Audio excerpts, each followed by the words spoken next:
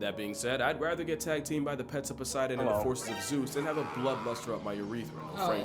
If the odds ain't zero, they're just too high for me. But I'll happily take a Candiru to the Mandiru, then run until— That was panicking. He's like, bro.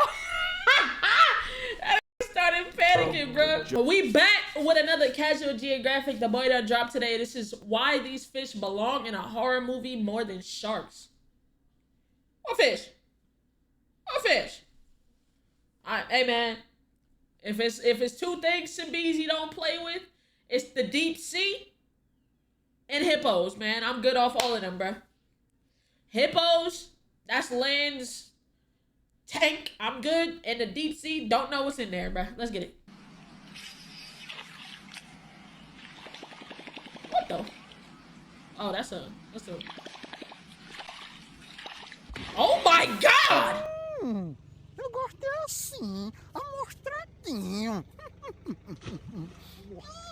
You know, the greatest trick Hollywood ever pulled was convincing the world that sharks are the only things to fear in the water. There be monsters. Look, bro. Actively look at that and tell me you wouldn't shit your pants if you saw that looking at you through the fucking water. Like, literally, if you saw this shit right here looking at you from the fucking water. Like, bruh. In the last video, we talked about how sharks might just be the most misunderstood creatures in nature, with a PR team that works about as hard as a whiteout's brain after 6 Hey, we reacted to that with the Internet City Boys. Shout out to them.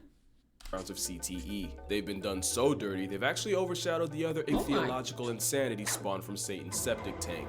These are 7 fish that should honestly terrify you more than any shark. This isn't really to substitute one fear for another, but oh my God! Absolutely not. Absolutely not. Hey, I'm never scuba diving anywhere that motherfucker be at, bruh. Bruh! To go from this substitute one fear to that is absolutely terrifying. But I do think these fish could make a much more traumatizing, nightmare-inducing horror flick than Jaws. And it starts right here. Those eyes belong to a pair of arapaimas, also known as a pirarucu. You've definitely seen them before. Does this video ring a bell? Oh. It's one of the biggest freshwater middle fingers nature forgot to vault, usually growing to over 6 feet long and 200-something pounds. It's like a fish crocodile combination. It's bad enough those are NBA point guard measurements, but the beefiest ones can get to 10 feet in length and weigh over 4. Bad enough those are NBA point guard measurements, but the beefiest ones can get to 10 feet in. Bro, that bitch is huge. Length and weigh over 400 pounds. This Jurassic roid guppy usually eats other fish to go with fruits and seeds, but also birds and allegedly even monkeys sitting on branches too close to water. Is it about to eat that fucking chicken? Monkeys? They eat monkeys? And seeds, but also birds and allegedly I really don't want to see it eat that chicken. Even monkeys sitting on branches too close to water, and if you don't believe that, it's because you haven't seen them hunt. They're explosively quick, and the aquatic black hole has been known to confuse feet for fish and violently pull people underwater. One zookeeper reportedly made the mistake of trying to retrieve a glove that had fallen into an arapaima pool, and in a split second got his hand, wrist, and several fingers broken. There's also the fact that a refrigerator-sized fish will yeet themselves out of water in self-defense. And let's talk about that. Yo, that was so fast. That was so, bro. I don't even know if I'd be able to react. That shit happened fast as fuck. Refrigerator-sized fish will yeet themselves out of water. Bruh, you got closer. Bruh, hold on. Even in slow-mo, I think that bitch is fast. Self-defense. Damn. Got her, bruh. Got her ass, bruh. Jeez. Let's talk about that defense. The plus-size bite jay is covered in heavily armored scales, not only tough enough to tank piranha attacks, locals historically use them as nail files. They also use their tongues as scrapers, since these fish have teeth growing out of a bony tongue that can be used to effectively crush struggling prey. Teeth growing out? Teeth growing out of the tongue? Against the roof of their mouths. You know nature got in its bag when it made a fish that can breathe air, and the Antichrist of the Amazon has a modified swim bladder that was repurposed as lungs, meaning this flex of a fish can survive 24 hours out of water. On one— Absolutely not. Absolutely not. Alright, now we need to draw the line. What the fuck kind of buffs did you give this nigga? 24 hours? Why the fuck does this nigga have lungs and get, bro? If the motherfuckers just happen to develop feet over time, we're cooked, bruh. On one hand, that means they have to come up for air every 20 minutes or suffer the eternal shame of being a fish that finds a way to drown. But it also works out for them because in low oxygen water where most fish become slow and sluggish, the air merchant menace can pretty much go on a killing streak. Now the question is, holy shit, could an arapaima pack oh my god! While there's no indication they see us as a snack, bro, blew his ass back. Could an arapaima pack damn up a person? While there's no indication they see us as a snack, there are old stories of high-strung assault guppies effectively drowning people, likely by knocking them unconscious and leaving them incapacitated underwater. Not him, he's fine. You can unclench guidelines, he's good. But one man that almost wasn't was Jeremy Wade. He probably needs no introduction, but long story short, he's a zoologist who hosted the show River Monsters, which ended, but only because he caught every fish nature had to offer. But he almost caught an early life retirement after a pissed off paima struck him square in the chest and nearly caused irreversible damage to his heart. Not only did this fish nearly have a singing... No way! Irreversible damage to the heart by striking the chest? That is insane. You have to know the power that motherfucker has, bro. Irreversible damage to his heart. Not only did this fish nearly have a singing...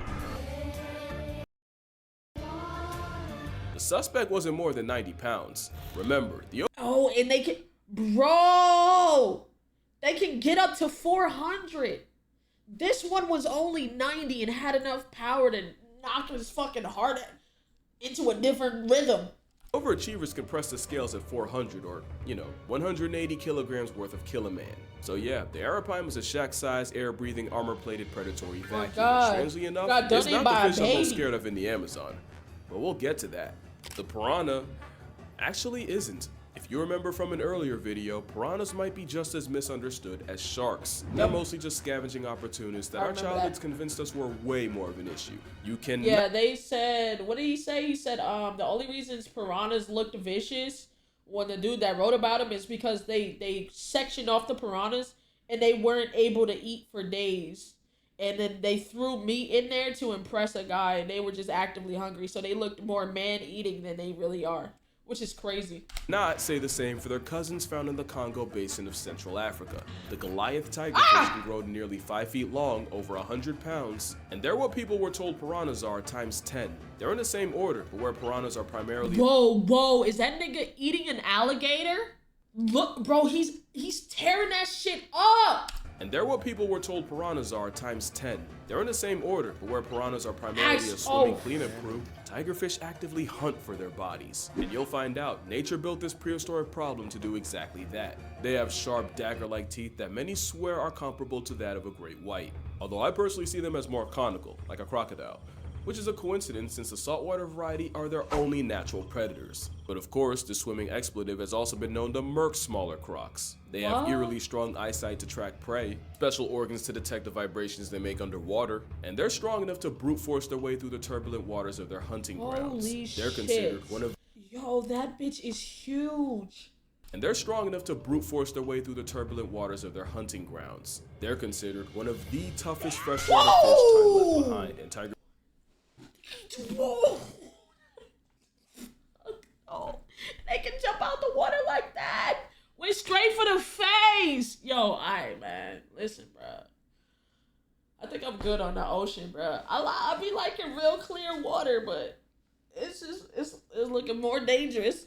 Mike Tyson the fish. The fish are even on record snatching birds out of the air. Oh my! Not just birds, but swallows. Some of the fastest and most maneuverable out there. Scientists studying them watched as 300 birds got permanently grounded by tigerfish in just over 2 weeks. They're so feared that in many places they're only known by one name.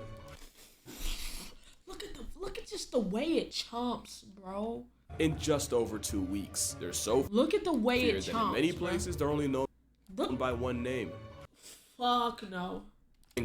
Meaning the dangerous fish. There's even a story of a young girl wearing a belt made out of bottle caps in order to ward off evil spirits. Ironically, it did the exact opposite and attracted a tigerfish who apparently confused the bottle caps for fish scales and nearly bisected the girl. Allegedly. It's an extremely fast, explosive vice grip with almost zero prey prejudice. That's dead ass an alligator, bro. Allegedly. It's an extremely fast, like, explosive... if you see that part right there, you're thinking you're looking at a fucking gator. You see this? I'm thinking gator. I'm not thinking, hey, this is a regular ass fucking fish. Vice grip with almost zero prey prejudice. And I'd still rather take a bite from them than the fish up next. And that's cause next is the Candiru. What the fuck And is a that? lot of y'all already know what road we're going down. The Candiru is a tiny parasite in the Amazon, also nicknamed the vampire fish for their habit of invading the gills of larger fish and scraping the insides to feed off their... in replacing, is this the fish that replaces their tongue? It'd be like using their body as a vessel and then it like replaces their tongue. Is that this? Blood. And with backward-facing spines and a powerful bite, it's nearly impossible to shake it off before it completes its liquid transaction. The horror comes from the legend of Candiru. That's a different fish then. Okay. I was like, so what fish is that? Y'all know what I'm talking about though, right? Candiru being attracted to the chemicals in urine and swimming up the urethra of unlucky humans.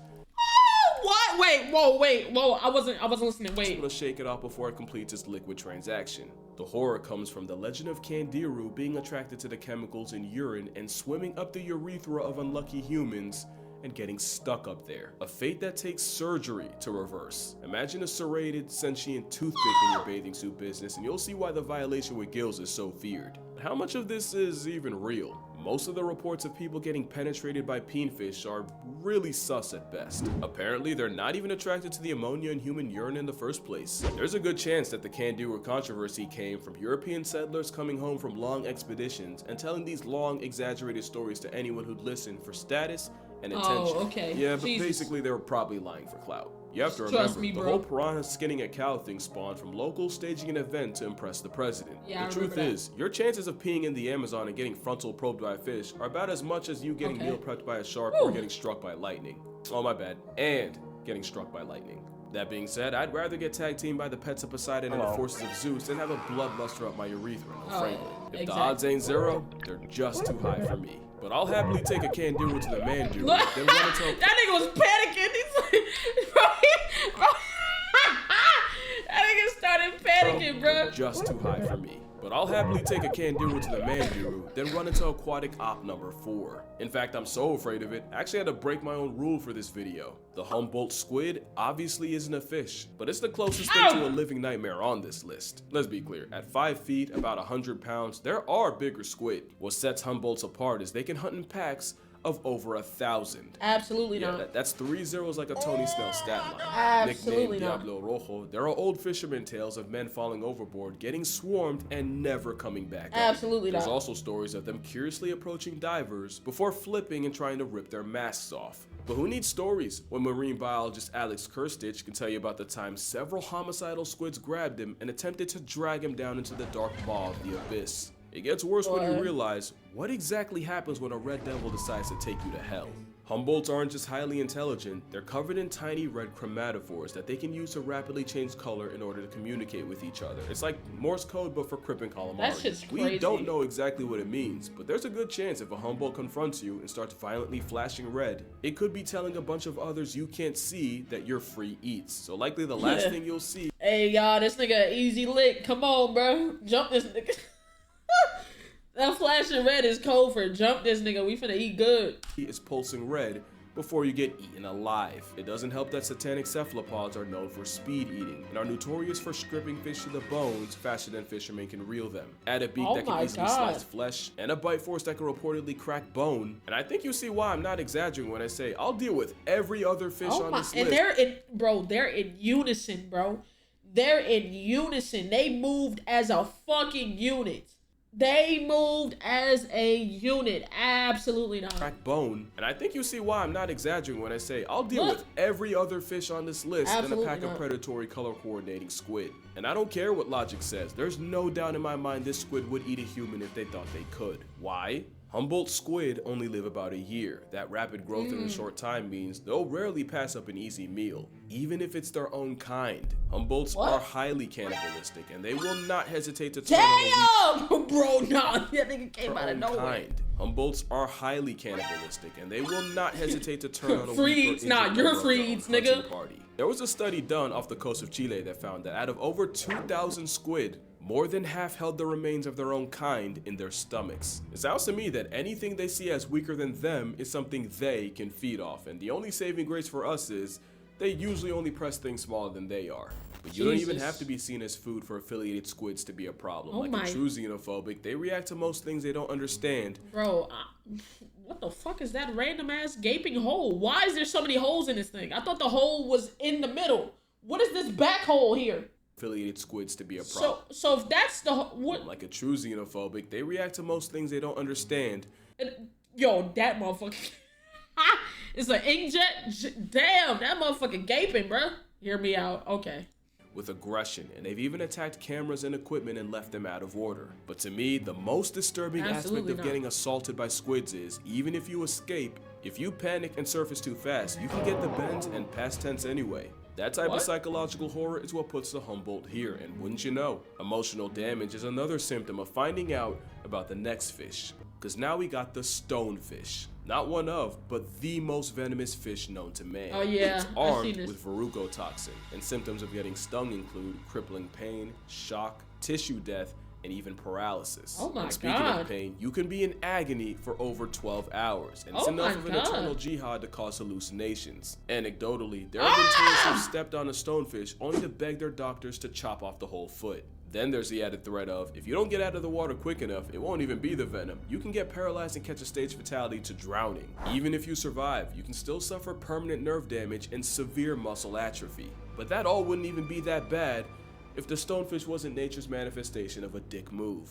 The most venomous animals on the planet usually dress with bright colors to warn the rest of the population to fuck off, you know, like, hey, you know, this is, I'm venomous, don't fuck with me.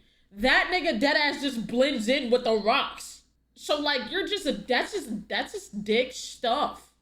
Like you're not even trying to warn me like, hey, bright fish over here, stonefish in Australia, and guess where I'm never going? Guess. Don't guess too fast now. Come on. Guess. Guess where I'm never gonna go. Ding ding ding ding ding. Never going to Australia. I said it once, now I'll say it again. that they're packing. Stonefish decided to do exactly none of that and instead cosplays as a stone, only to mortally punish you for its camouflage working. That is, bro, how would you even know? How would you even know? Like I said, it's like having invisibility, but also serving the death penalty every time someone steps on your foot. Oh then you gotta add the fact that there are another fish that can survive 24 hours out of the water, and they For what? For what? For what? have a literal switchblade growing out of their forehead. Yeah, I knew they were a problem ever since one nearly perma-napped Nigel Thornberry, a stone-cloaking toxic minefield of misery. But with stonefish anti-venom being the second most administered in Australia, today if you get stung, your chances of surviving are actually pretty good. Not like the next fish, because for this one, there is no antidote. The stonefish might be the most venomous fish, but the pufferfish is arguably the most poisonous thing alive. Quick rule of thumb on the difference, if it bites you and you die, it's venomous. If you bite it and you become a wuzz, it's poisonous. And few things are more poisonous than puffer tetrodotoxin, which is 1,200 times more of a death sentence than cyanide. Tetrodotoxin interferes with signals between nerves and muscles, causing muscle paralysis and a total shutdown. And of course, the fugu blowfish is considered a delicacy, but if the chef misses a single cut even by a little, you're It's considered a like, what does it even taste like? Is the taste even worth the death? Is it even worth the death? Instantly on the clock. You won't know that happened until your face goes numb and your lips and tongue get this weird prickling feeling. Then, you'd suddenly get a splitting headache and dizziness to go at vomiting and diarrhea as your body desperately tries to purge the poison. But it's already too late and you'd start getting paralyzed, starting with the hands and feet, but slowly spreading out. And by this point, you likely can't even call for help. Finally, it'd get harder and harder to breathe until you notice the room slowly fade to black, leading to either a coma, seizure, or just death. The permanent kind. Tetrodotoxin essentially flips a kill switch in your body, and there is no antidote. The only treatment is hooking you up to a respirator to breathe for you and praying it passes. The poison puffball is such a problem, it makes you forget they also have teeth that can bite clean through your finger. In fact, it's more than enough to violate a scorpion. Oh my god! I don't even know how to describe what they do to crabs. Damn! It look like the nigga smiling too, like, no, it's so good. Bruh. In fact, it's more than enough to violate a Took a bite out of that nigga and I tail. don't even know how to describe what they do to crabs. Turning crustacean into crustacean with a smile, no less.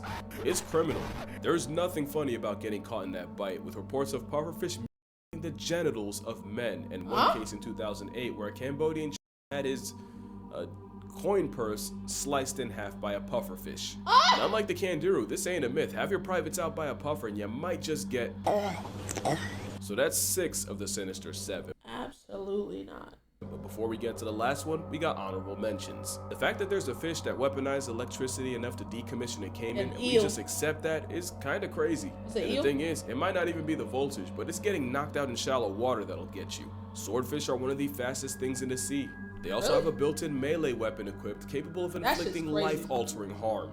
In 2015, a Hawaiian man was fatally struck in the chest while trying to catch one. Another man in Malaysia bled to death after a swordfish yeeted itself out of the water and also RNG'd him in the chest. Swordfish are also on record shanking sharks and even bleeding out sea turtles. The sheep's head fish. Really only because of that mouth. Trypophobia. Ew, that shit is, oh god, that shit is crazy. The Titan triggerfish is a highly aggressive honey badger with gills, capable of dishing out severe injuries with the same teeth they use for crunching coral, sea urchins, and even a crown-throwing starfish. The trigger might as well be named after their temper, and this 1.5 vibe check is a big reason why beginner divers never go back in the water. Speaking of big, the Goliath grouper. At 8 feet up to 800 pounds, the fish the size of a small car feels more like a leftover Jurassic prop. Lucky for us, most divers describe it as a gentle giant with the temperament of a Saint Bernard. Although a Saint Bernard didn't allegedly swallow an entire Oh my god! Allegedly. But since we're on the subject, the last fish on this list are catfish. And yeah, that's kind of cheating. There's over 3,000 species of catfish, even including the genital jihad, the Candiru. Catfish are like the trash compactors of the fish family, which isn't a problem until you see just how big they can really get. And once a catfish gets big enough, if there aren't a lot of things alive they won't try to eat. We've seen armadillos, turtles, and even unaware seagulls get bored by a catfish. That is insane. There's a species in France that figured out how to stalk and hunt bathing city pigeons. Another learned to wait by cave entrances to suck up any exhausted bats that fall in. There was even a catfish nicknamed Kuno the Killer who terrorized a German lake and somehow caught and ate someone's dog. Basically, they're all the things talked about pelicans being, just in fish form. The question is, if a catfish has ever eaten a live human, and it isn't even if they would, but if they could. The Wells catfish can grow to 10 feet long and cap out at 300 pounds. The Mekong catfish can also get to 10 feet, and the heaviest one ever recorded was pushing 650 pounds. If there's a catfish that could stomach a human, it should be one of these, but there's a slightly smaller catfish that was believed to be a legit man-eater. In the late 90s and early 2000s, a series of fatal attacks on people in the Kali River had people convinced there was something in the water hunting humans. In these attacks, victims were suddenly pulled underwater in front of people, only for their bodies to never be recovered. In 2007, Atal Kumar was swimming with friends when he was violently dragged underwater, and while he was never seen again, friends caught a glimpse of something that they could only describe as an elongated pig. Crocs and bull sharks were considered, but the prime suspect ended up being the goonch. At about over 6 feet, 200 pounds, the goonch is usually smaller than the whales or the Mekong. But it's feared that the practice of burning funeral pyres by the river led to the equal opportunists developing a taste for human flesh. And while it's a stretch to say a corpse-happy catfish could swallow an adult, it becomes a little less believable with children. There's no solid proof of a catfish catching a person, but they for sure can off one. The biggest ones can easily overpower you, if not just knock you out and drown you. Not to mention the majority are venomous, with those spines putting both experienced fishermen and oblivious bystanders in the hospital. They also have a nasty sandpaper-like bite that can easily draw blood. But what really makes them a living horror movie is their intelligence. The ones packing up pigeons, they weren't always doing that, but they pretty much ate everything else around them and were forced to adjust. So it's anyone's guess what could happen if they gain a taste for humans. And with catfish being swimming tongues with over 175,000 taste buds across their bodies, yeah, I doubt acquiring taste buds. But yeah, that's gonna do it for this video. Make sure you drink water, hug your mother, try not to get catfished out here. If you'd like to see me swim with slightly less freaky fish, the full GoPro footage of me in Hawaii will be uploaded to my Patreon. And with that last second self-promo out the way, I'm gonna see y'all in the next one. Is he petting? He's blowing her bubbles. He's petting a catfish.